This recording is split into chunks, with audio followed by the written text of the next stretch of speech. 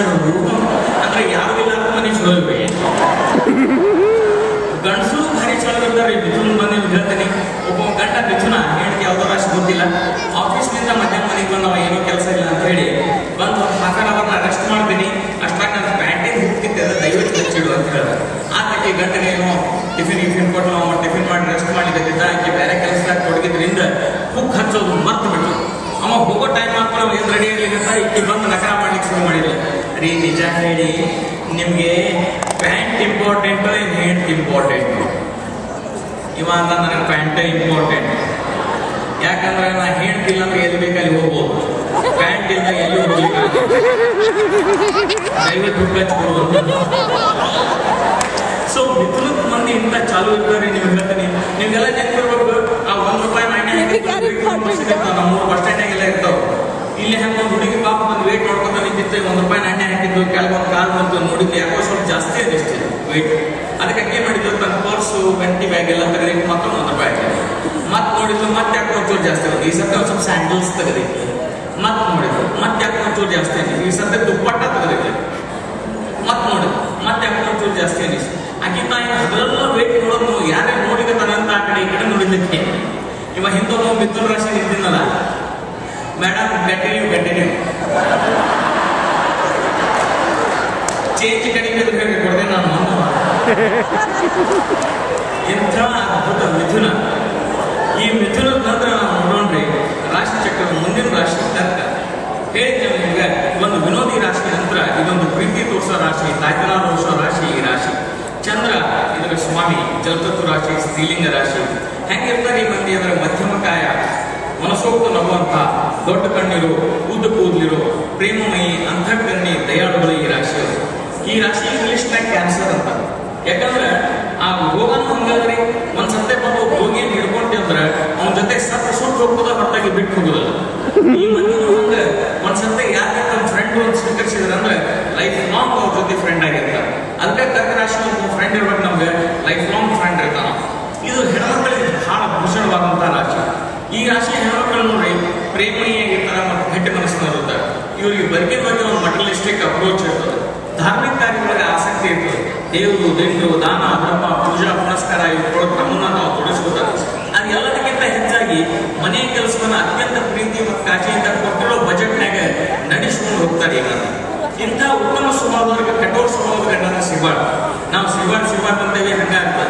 ಒಂದ್ಸತ್ತೆ ಏನಾದ್ರು ಈ ಕರ್ಕ ರಾಶಿ ಹೇಳ್ತಿದ್ಲು, ಆಕೆಗೆ ಒಬ್ಬ ಮಿಥುನ ರಾಶಿ, ಮಿಥುನರೇ ಟಾಪ್ ಹಿಡಿಯೋದು, ಕೊಡೋದು, ಒಂದ್ಸತ್ತೆ ಆಫೀಸ್ನಿಂದ ಲಘುನ ಮನೆಗೆ ಬಂದ, ಈಗ ಚಹಾಗೆ ಮಾಡ್ಕೊಟ್ಟು ಚಹಾ ಕೊಡ್ಕೋತಿದ್ದ. ಆಕಿದು ಅಡಿಗೆ ಮನೆ ಕೆಲಸ ಹೋಗಿತ್ತಂತ ಆಕಿನೂ ಹೊರಗೆ ಬಂದು ಇವತ್ತು ಬಾರ ನೀನು ಒಂದು ಕಪ್ ಚಹಾ ತಗೋ, ಇಲ್ಲೇ ನನ್ನ ಜೊತೆ ಬಾ ಸೋಫಾ ಮೇಲೆ. ಆಕೆಲ್ಲೇ ಇಲ್ಲಿ ನೀವು ನಮ್ಮ ಪತಿ ದೇವರಿದ್ದೀರಿ, ನೀವು ಸೋಫಾ ಮೇಲೆ ಕೂತ್ರೆ ನಾನು ಸ್ಟೂಲಿನ ಮೇಲೆ ಕೂಡ್ತೀನಿ ಅಂತ. ಇವಾಗ ನಾನು ಸ್ಟೂಲಿನ ಮೇಲೆ ಕೂತ್ರೆ ಏನ್ ಮಾಡ್ತಿ? ಏನಿಲ್ರಿ ಒಂದು ಚಾಪೆ ಹಾಸ್ಕೊಂಡು ಕೂಡ್ತೀನಿ. ನಾ ಚಾಪೆ ಮೇಲೆ ಕೂತ್ರೆ ಏನ್ ಮಾಡ್ತಿ? ಇಲ್ಲ ನಾನು ನೆಲದ ಮೇಲೆ ಕೂಡ್ತೇನ್ರಿ. ಇವ ನಾನ್ ನೆಲದ ಮೇಲೆ ಕೂತ್ರೆ ಏನ್ ಮಾಡ್ತಿ? ಒಂದ್ ತೆಕ್ಕ ತೆಗೆದ್ರಾಗ ಕೂಡ್ತೇನ್ರಿ ಅಲ್ಲ. ಅಲ್ಲಿ ಬಿಡ್ಬೇಡಿ ಮಿಥುನ, ನಾನ್ ತೆಕ್ಕನ್ಯಾಗ ಕೂತ್ರೆ ಏನ್ ಮಾಡ್ತಿ? ಏನಿಲ್ಲ ನಿಮ್ ಮ್ಯಾಗ ಮಣ್ಣು ಹಾಕಿ ನಾನು ಅದ್ರ ಮೇಲೆ ಕೂಡ್ತೇನ್ರಿ ಅಂತ.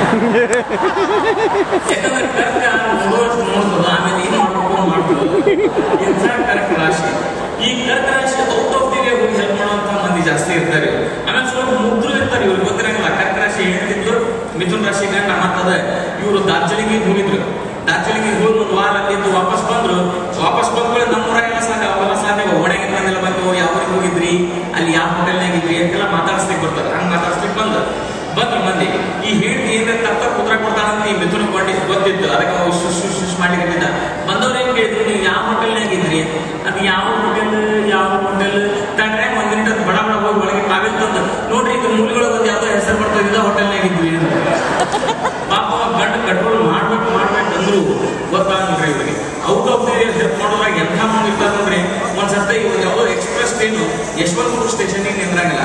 ಅದ್ರಾಗ ಒಂದು ಪ್ರಯಾಣಿಕ ಲಿಡಿಪಾಗಿತ್ತು. ಅವ ಆಜು ಹೋಗಿ ಕೇಳಿದ್ರೆ ಏನ್ ನೋಡಿದ್ರಿ ಅಂತ ಹೇಳಿ ಅವ್ರಂದ್ರೆ ಇಲ್ಲ, ಪ್ಲಾಟ್ಫಾರ್ಮ್ ಟ್ರೈನ್ ಸ್ಲೋ ಆಗ್ತದೆ, ನೀವು ಜಂಪ್ ಮಾಡಿಬಿಡ್ರಿ, ಮತ್ತೆ ಟ್ರೈನ್ ಯಾವ ದಿಕ್ಕಿನಾಗ ಹೋಗ್ತಿರ್ತಲ್ಲ ಅದ ದಿಕ್ಕಿನಾಗ ಓಡ್ರಿ, ಸೋದಾಗಿ ನೀವು ಬೀಳಂಗಿಲ್ಲ ಆತು.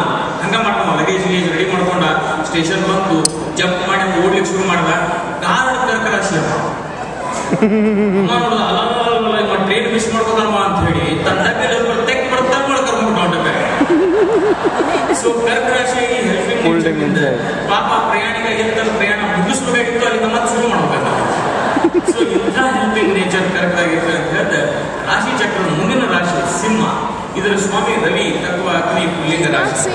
ಇದ್ರ ಓದಚ್ಚೇನೆ ಸಿಂಹ ಅಂದ್ರೆ ಸಿಂಹ ಬಹಳ ಸರಳ ಮತ್ತು ಸ್ಟ್ರೇಟ್ ಆಗಿರುವಂತಹ ಸಿಂಹ ಇದು. ಈಗ ಅಕಸ್ಮಾತ್ ಸಿಂಹ ರಾಶಿಯವರಿಗೆ ಅವಳು ನಕ್ಕಳು ಅಂತ ಹೇಳ್ಬೇಕಾದ್ರೆ ಬಹಳ ಸರಳ, ಅವಳು ನಕ್ಕಳು ಅಂತ ಹೇಳ್ತಾರೆ. ಆದ್ರೆ ಅದ ವೃಷಭ ರಾಶಿಯವರು ಹಂಗೆ ಹೇಳಲ್ಲ. ನೋಡು ನೋಡು ಅವಳ ಮುಖಕಮಲದಲ್ಲಿ ಸ್ಮಿತದ ಹೂಗಳು ಅರಳುತ್ತಿವೆ ನೋಡು. ಅದ ಮೇಷ ಹಲಗಿಸಲು ನೋಡ್ಲಿಕ್ಕೆ ಇದನ್ನು ಎದಕ್ಕೆ ಹೇಳಿದೆ ಅಂತಂದ್ರೆ ಇವ್ರು ಎಷ್ಟು ಸರಳ ಮತ್ತು ಸ್ಪಷ್ಟ, ಎಷ್ಟು ಕ್ಲಿಷ್ಟ. ಮತ್ತು ಒಂದ್ಸತಿ ಇವ್ರು ರೂಲ್ಸ್ ಮಾಡ್ಕೊಂಡ್ರೆ ಯಾವ್ದೇ ಕಾರಣಕ್ಕೂ ನಮ್ಮ ಮನೆಯಾಗಲ್ಲ ಎಂತ ರೂಲ್ಸ್ ಮಾಡ್ಕೋತಾರೆ. ಒಬ್ಬ ರೈಲ್ವೆ ಸ್ಟೇಷನ್ ಮಾಸ್ತರ್ ಇದ್ದ, ಅವ್ನ ರೂಲ್ ಏನಪ್ಪ ಅಂತಂದ್ರೆ ಅವ್ನು ಒಟ್ಟ ಕನ್ನಡ ಬಿಟ್ಟು ಬೇರೆ ಮಾತಾಡಂಗಿಲ್ಲ ಅಂತ. ಆ ಟ್ರೈನ್ ಒಂದು ಸ್ಟೇಷನ್ ಬರ್ಲಿಕ್ಕಂತಿತ್ತು. ಇವತ್ತು ಅಷ್ಟೊಂದು ಸಿಗ್ನಲ್ ತೋರಿಸು ಅಂತ, ಸಿಗ್ನಲ್ ಇಂಗ್ಲಿಷ್ ಪದ ಹಂಗಾಗಿ ಬಳಸಂಗಿಲ್ಲ. ಇವ ಹೇಳ್ದ ಉಗಿ ಬಂಡೆ ಆಗಮನ ನಿರ್ಗಮನ ಸೂಚಿಯನ್ನು ದರ್ಶಿಸು. ಇವ ಇಷ್ಟು ಹೇಳಿದಾಗ ಟ್ರೈನ್ ಮುಂದಿನ ಸ್ಟೇಷನ್ಗೆ ಹೋಗ್ತಿದ್ದಾರೆ. ನಾವು ರೂಲ್ಸ್ ಮಾಡ್ಕೋಬೇಕ್ರಿ, ಅದಕ್ಕೆ ಅನುಕೂಲ ಆಗ್ಬೇಕು. ಅದು ಹಂಗಲ್ಲ, ರೂಲ್ಸ್ ಯಾವತ್ತೂ ರೂಲ್ಸ್ ರೂಲ್ಸ್ ರೂಲ್ಸ್. ಬೀಚಿನಾಗ ವಾಚ್ಮನ್ ಕಾಯ್ಕೊಂಡು ಹೋಗ್ತಿದ್ದ ಸಿಂಹರಾಶಿ. ಅಲ್ಲಿ ಸುಂದರ ತರುಣಿ ಬಂದು ತನ್ನ ಒಂದೊಂದು ಬಟ್ಟೆಯನ್ನು ಕಳೆದು 2 ಪೀಸ್ನಾಗ ಇನ್ನೇನು ಜಂಪ್ ಮಾಡಿ ಇಸ್ಕೊಟ್ಟಿಲ್ಲ. ನೋ ಮೇಡಮ್, ಸ್ವಿಮ್ಮಿಂಗ್ ಪ್ರೊಹಿಬಿಟೆಡ್ ಅದ ನೀವು ವಾಚ್ಮನ್ ಸಿಂಹ. ಮತ್ತೆ ಯಾಕೆಂದ್ರೆ ನಾ ಬಟ್ಟೆ ಕಳೆದ ಅದೇನು ಪ್ರೊಹಿಬಿಟೆಡ್ ಇಲ್ಲ. ಬೇಕಾದ್ರೆ ಇವರು ರೂಲ್ಸ್ ಮಾಡಿದ್ರು ಎಲ್ಲಿ ಅಪ್ಲೈ ಮಾಡ್ಬೇಕು ಅಲ್ಲೇ ಮಾಡ್ತಾರೆ ಇವರು. ಭಾರಿ ಚೆನ್ನಾಗಿರ್ತಾರೆ. ನಮ್ಮ ಊರಾಗೆ ಅಂದ್ರೆ ಕಾರ್ಪೊರೇಷನ್ ಅವ್ರು ಸುಲಭ ಶೌಚಾಲಯಗಳನ್ನು ಕಟ್ಸಿದ್ರು. ಅಲ್ಲೇ ಸುಲಭ ಶೌಚಾಲಯ ಅಂತ ಹೇಳಿ ಒಬ್ಬ ಸಿಂಹರಾಶಿ ಚಿಂತೆ ಅಂತ, ಇದಕ್ಕೆ ಸುಲಭ ಶೌಚಾಲಯ ಅಂತ ಹೆಸರಿಟ್ಟದ, ಮತ್ತೆ ಇಲ್ಲೇನು ಸುಲಭವಾಗಿ ಆಗ್ತದ ಅಂತ ಕಾರ್ಪೊರೇಷನ್ ಅವ್ರು ಹೋಗ್ತೇವ. ಸರ್ ಇದಕ್ಕೆ ಯಾಕೆ ಸುಲಭ ಶೌಚಾಲಯ ಅಂತ ಹೆಸರಿಟ್ರಿ? ಇಲ್ಲ ಹೋಗಿ ನೋಡ್ರಿ ಗೊತ್ತಾಗ್ತದ ಅಂತ ಹೇಳ್ಬೋದು. ಆದ್ಮೇಲೆ ಹೋಗ ಆ ಸುಲಭ ಶೌಚಾಲಯ ಸಾಕ ಡೋರ್ಸ್ ಆಗಲ್ಲ. ₹2 ಕೂಡ ಇವನು ಒಳಗ್ ಬಿಟ್ರ. ಇವ್ನು ಒಳಗೋಗ್ಬಿಟ್ಟು ಫಸ್ಟ್ ಬಾಗಲಾಗ ಹಾಡು ಬರ್ತಿತ್ತು. ಆ ಜಾಸನಂ ಮಧುರ ಚಾಂದನಿ ಮೇಹಮ್ ಅಂತ ಮೊದಲೇ ಬಗದಾಗ, ಎರಡನೇ ಬಗದಾಗ ಹತ್ತೊಂದು ಜಗ್ಲಿ ಜಾಯ್ ಅಂತ, ಮೂರನೇ ಬಗದಾಗ ಬಂದು ಹೋದಿದ್ದು ಹುಡುಗಾತಿಗೆ ಅಂತ. ಒಂದೊಂದು ಬಗಲಾಗ ಒಂದೊಂದು ಹಾಡು. ಇವಾಗ ಖಾದ್ರೆ ಅದ ಆ ಮೆಂಟೈನ್ ಮಾಡೋ ಕಡೆ ಹೋಗಿ ಕೇಳ್ದ, ಏನ್ ಸರ್ ಡೋರ್ನಾಗ ಒಂದೊಂದು ಹಾಡು ಹಾಡ್ತಿರಲ್ಲ ಯಾಕೆ? ಸರ್ ಯಾವ್ದೋ ಡೋರ್ಗೂ ಒಳಗ ಲಾಕ್ ಇಲ್ಲ, ನೀವು ಬರೀ ₹2 ಕೊಟ್ಟರೆ ನಡೆಯಂಗಿಲ್ಲ, ನಿಮ್ಗೊಂದು ಒಳ್ಳೆ ಹಾಡು ಕೊಡ್ತೀವಿ ಮುಂದೆ ಹೋಗ್ರಿ ಅಂತ ಹೇಳ್ತಾರೆ. ಸೊ ಇದು ಸುಲಭ ಶೌಚಾಲಯ ಸಂಬಂಧಿ ಸಿಂಹರಾಶಿಗಳಿಗೆ ಇರ್ತಾರೆ ಅಂತ ಹೇಳಿದ್ರೆ ರಾಶಿ ಚಕ್ರ ಮುಂದಿನ ರಾಶಿ ಕನ್ಯಾ.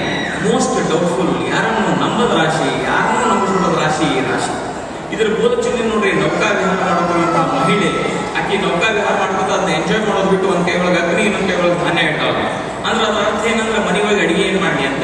ಇವ್ರು ಏನ್ ನೋಡ್ತಿರ್ತಾರೆ, ಏನ್ ಮಾಡ್ತಿರ್ತಾರೆ ಅದನ್ನ ಎಂಜಾಯ್ ಮಾಡ್ಲಿಕ್ಕೆ ಆಗಲ್ಲ. ಅಂತ ಮಂದಿ ಕನ್ಯಾ ರಾಶಿ ಒಳಗೆ ಇರ್ತಾರೆ. ಚಲೋ ಕಾರ್ನಾಗ ಕೊಟ್ಟಿರ್ತಾರೆ, ಮಸ್ತ್ ಡ್ರೈವರ್ ಇರ್ತಾನ, ಸೀಟ್ ಚಲೋ ಇರ್ತದೆ, ರೋಡು ಮಸ್ತ್ ಇರ್ತದೆ. ಇವ್ರಿಗೆ ಅನಿಸ್ತದೆ ಇಮಿಡಿಯೇಟ್ಲಿ ಹಿಂದಿನ ಟೈರ್ ಬರ್ಸ್ಟ್ ಆಗಂಗಿಲ್ಲ ಅದು. ಬಟ್ ಕನ್ಯಾಕ್ಕೆ ಯಾವತ್ತೂ ಡೌಟ್ ಇರ್ತದೆ ಹಂಗೆ ಆಗ್ತದೆ ಅಂತ. ಎಲ್ಲರೂ ಡೌಟ್ನಿಂದ ನೋಡುವಂತ ಮಂದಿ ಕನ್ಯಾ ರಾಶಿ ಒಳಗೆ ಸಿಗ್ತಾರೆ. ಒಂದ್ಸತಿ ಕನ್ಯಾ ರಾಶಿ ಕುಟುಂಬ ಊರಿಗೆ ಹೊಂಟಿತ್ತು. ಎಲ್ಲರೂ ತಯಾರಾಗಿ ಆಟೋದಾಗ ಹತ್ತಿದ್ರೆ ನೀವು ಏನ್ ಬರ್ಬೇಕೇನ, ನೀವು ಬಂದವನ ಇಮಿಡಿಯೇಟ್ ಒಂದು ಬೀಗದ ಕೈ ಕೊಡು ಅಂದ. ಮನಿ ಬೀಗದ ಕೈ ತಗೊಂಡ ಅಲ್ಲಿ ಹೋದ, ಮ್ಯಾಲ ಬೀಗ ತೆಗ್ದ, ಚಿಲ್ಕ ತೆಗ್ದ, ಬಾಗಲ ತೆಗ್ದ, ಒಳಗೆ ಹೋದ. ಪಾಪ ಅವ್ರನ್ನ ಹಿತ್ತಲ ಬಾಗಲ ಲಾಕ್ ಮಾಡಿದ್ರು. ಇವ ಹಿತ್ತಲ ಚಿಲ್ಕ ತೆಗ್ದ, ಬಾಗಲ ತೆಗ್ದ, ನೋಡುದ ಅಲ್ಲಿ ಏನಿರಲಿಲ್ಲ. ಮತ್ತೆ ಬಂದು ಲಾಕ್ ಮಾಡ್ದ, ಚಿಲ್ಕ ಹಾಕಿದ. ಅಂದ್ರ ಹಾಕಿದೇನ್ರಿ, ಅವ್ರು ಹಾಕಿದ್ರಲ್ಲ. ಗ್ಯಾಸಿನ ಕಡೆ ಬಂದ, ಆ ಗ್ಯಾಸ್ ಬಂದ್ ಮಾಡಿದ್ರು, ಇವ ಚಾಲು ಮಾಡ್ದ, ಮತ್ತೆ ಬಂದ್ ಮಾಡ್ದ ಅಂದ್ರೆ ಕರೆಕ್ಟ್. ಮತ್ ಹೊರಗೆ ಬಂದ, ಮೇನ್ ಡೋರ್ ಹಾಕೊಂಡ, ಚಿಲ್ಕ ಹಾಕಿದ, ಕೀಲಿ ಹಾಕಿದ, ಅದನ್ನ ಜಗ್ಗಿ ನೋಡ್ದ, ಅದೇನ್ ಬರ್ಲಿಲ್ಲ. ಸ್ವಲ್ಪ ಜೋತಾಡ್ದ, ಅದೇನಾಗ್ಲಿಲ್ಲ. ಓಕೆ ಈಗ ಕೆಳಗೆ ಬಂದವನು ಆಟೋದಾಗ ಗೊತ್ತಾ, ನಡ್ರಿ ಅಂತ ಆಟೋ ಹೊಂಟಿವ್. ಎಲ್ಲರೂ ರೈಲ್ವೆ ಸ್ಟೇಷನ್ಗೆ ಬಂದ್ರು, ಆಟೋ ಹಿಡಿದ್ರು, ಓಡಿ ಬಂದು ರೈಲ್ ಅಂತಿದ್ರು. ರೈಲು ಹೊಂಟಿವ್. ರೈಲ್ ಹೊಂಟೊಂದು ಅರ್ಧ ತಾಸಿನ ಮೇಲೆ ಎಲ್ಲಾರು ಪ್ರಯಾಣ ಸಮಯ ಎಂಜಾಯ್ ಮಾಡಿದ್ರೆ ಇವ್ನು ಟೆನ್ಷನ್. ಏನ್ ಹೇಳ್ರಿ, ನಾ ಜೋತಾಡಿದ್ದಕ್ಕೆ ಆ ಕೀಲಿ ಬಿಚ್ಕೊಂಡಿದ್ರೆ ಅದ ಯಾವ ಜೋತಾಡಿ ನೋಡೋದಿಲ್ಲ ನಿಮಗೆ. ಬಟ್ ಬರೇ ಇಂಥ ಟೆನ್ಷನ್ ಮಾಡ್ಕೊಳ್ಳೋಲ್ಲ ಈ ಕನ್ಯಾ ರಾಶಿ ಭಾಳ ಡೇಂಜರಸ್ ಇರ್ತಾರೆ. ಕನ್ಯಾ ರಾಶಿ ಒಂದು ಸ್ವಲ್ಪ ಸಂಕಟಮಯ ರಾಶಿ. ಇದರಿಂದ ಇವರೆಲ್ಲ ಪ್ರಾಬ್ಲಮ್ ಆಗ್ತಾವ. ಚಿಕಿತ್ಸೆಗೆ ಬುದ್ಧಿ ಇರ್ತದೆ, ಯಾವತ್ತೂ ಡೌಟ್ ಮಾಡ್ತಿರ್ತಾರೆ. ಇವರು ಎಂಥ ಡೌಟ್ ಅಂತಂದ್ರೆ ಎಲ್ಲರ ಮೇಲೂ ಡೌಟ್, ಎಲ್ಲ ಯಾರು ನಂಬಂಗಿಲ್ಲ ಇವರು. ಆದ್ರಿಂದ ಈ ಪ್ರಾಬ್ಲಮ್ ಶುರು ಆಗ್ತಾವ. ಒಂದ್ಸತಿ ಆಮೇಲೆ ನಾವು ಟೆನ್ಷನ್ ಇವ್ರು ಮತ್ತೊಬ್ಬರಿಗೆ ಟ್ರಾನ್ಸ್ಫರ್ ಮಾಡ್ತಾರೆ. ಅದು ಭಾರಿ ಮಜಾ ಇರ್ತದೆ. ನಮ್ದು ರಿಹರ್ಸಲ್ ನಡೆಯುವಲ್ಲಿ ಒಬ್ಬ ಕನ್ಯಾ ರಾಶಿ ಕಲಾವಿದ ಇದ್ದಾರೆ. ಅಲ್ಲಿ ಚಹಾ ಬರ್ತಿತ್ತು ಇಂಟ್ರೋಲ್ನೇ. ಇವ ಫಸ್ಟ್ ತಗೊಂಡು ನಾವು ಎಲ್ಲರಿಗಿಂತ ಮೊದಲು ತಗೊಂಡು ಕುಡಿಯೋಂಗಿಲ್ಲ. ವಾಸನೆ ನೋಡಿ, ಕೆರೋಸಿನ್ ವಾಸನೆ ಅಲ್ವಾ, ಕುಡಿದವ್ರ ವಾಸನೆ ನೋಡ್ಕೊಂಡು ಬರ್ತಾ ಕುಡಿದು ಹೋಗ್ಬಿಡ. ಮೊನ್ನೆ ಒಂದು ಯಾವುದೋ ಸಿನಿಮಾ ಕೆಲಸ ಅಂತ ಬಾಂಬೆಗೆ ಬಂದಿದೆ. ವಾಪಸ್ ಹೋಗೋಣ ಬೆಳಿಗ್ಗೆ 9 ಗಂಟೆ ಫ್ಲೈಟ್.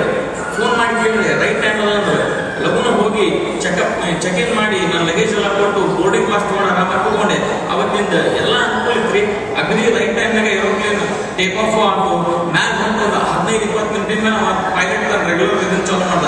ಸಿ ನಾವು we are flying 40,000 feet height and with me the crew is so and so and the weather outside is so and we will be reaching Bangalore within 1 hour ಅಂತ ಹಿಂಗೆಲ್ಲ ನಾನು ಹೇಳಿದ್ದೀನಿ. ನನ್ನ ಮಗಳು ಕೂತಾವೆಲ್ಲ ಜೋರ್ಲೆ ಉಸಿರು ಬಿಡೋದು, ಬೆವರು ಉರಿಸ್ಕೊಳ್ಳೋದು, ಇದೆಲ್ಲ ಟೆನ್ಷನ್ ಅವೆಲ್ಲ ಕನ್ನಡ ರಾಶಿ ನಾವು ನಮಗೇನು ಪರಿಚಯ ಇಲ್ಲ ಅನ್ಸ್ಕೊಂಡಿದ್ದೆ. ಅದು ನಮ್ಮ ಹೆಂಗೆ ಸುಮ್ಮನೆ ಸೌಕಾಶ ನನ್ನ ಬಾಯಿ ನಮ್ಮ ಕಿವಿಗಡೆ ತಂದ. ಏನು ಕೇಳಿದ್ರು ಹೇಳ್ಬೇಡ ಸರ್, ಈಗ ಪೈಲಟಿಗೆ ಹಾರ್ಟ್ ಅಟ್ಯಾಕ್ ಆದ್ರೆ ಏನಾಗ್ತದೆ?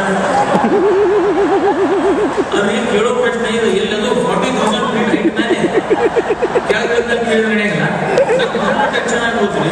ಆಮೇಲೆ ಏನ್ ಸರ್ ಕೋ ಪೈಲಟ್ ಇರ್ತಾನೆ ಅಡ್ಜಸ್ಟ್ ಮಾಡೋ ಅವ್ರಿಗೂ ಆದ್ರೆ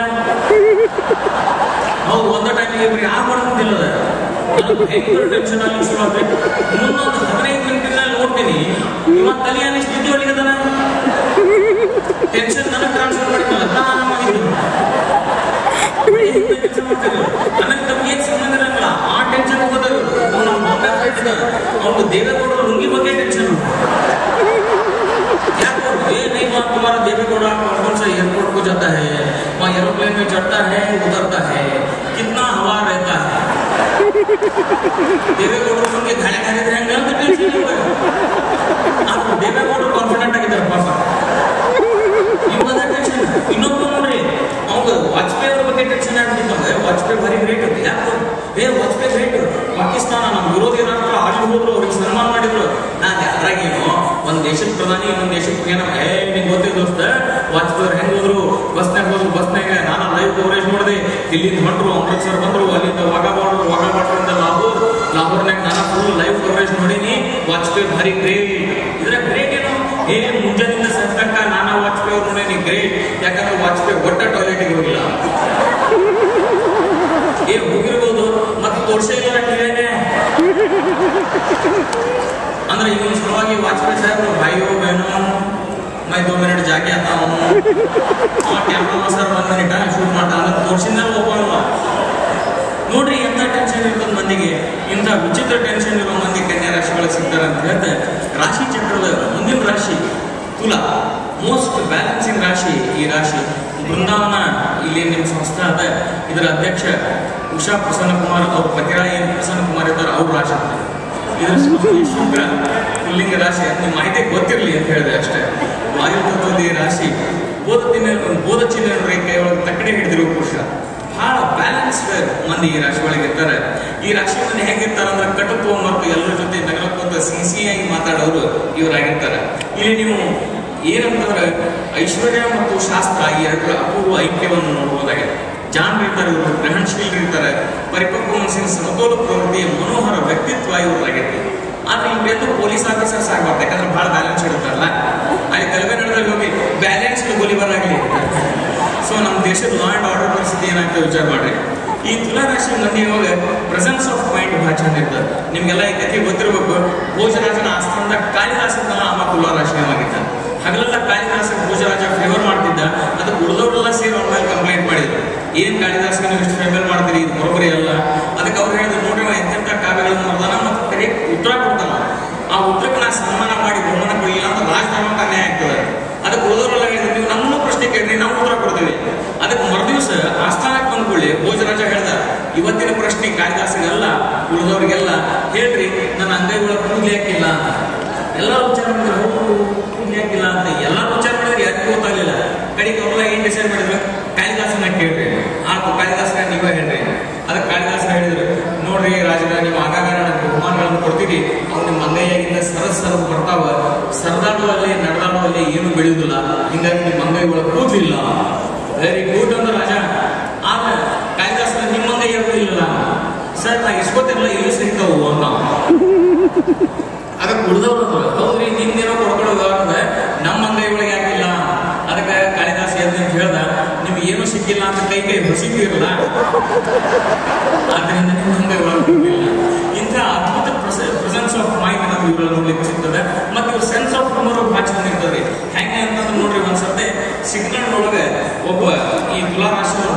ಕಟ್ಟಿ ಅಂತ ಒಂದು ಹೊಸ ಕಾರ್ ನೋಡಿದ್ವ ಪಾಪ ನಾನು. ಅದ್ರ ಹಿಂದಿನ ಒಂದು ಪಾಲಿಶ್ ಬಂದಿದ್ದು ಕ್ಯಾ ಕ್ಯಾ ಕ್ಯಾ ಅಂತ ಹೊಟ್ಟು ಇವ ಪಾಪ ಮ್ಯಾನ್ ನೋಡಿದಾಗ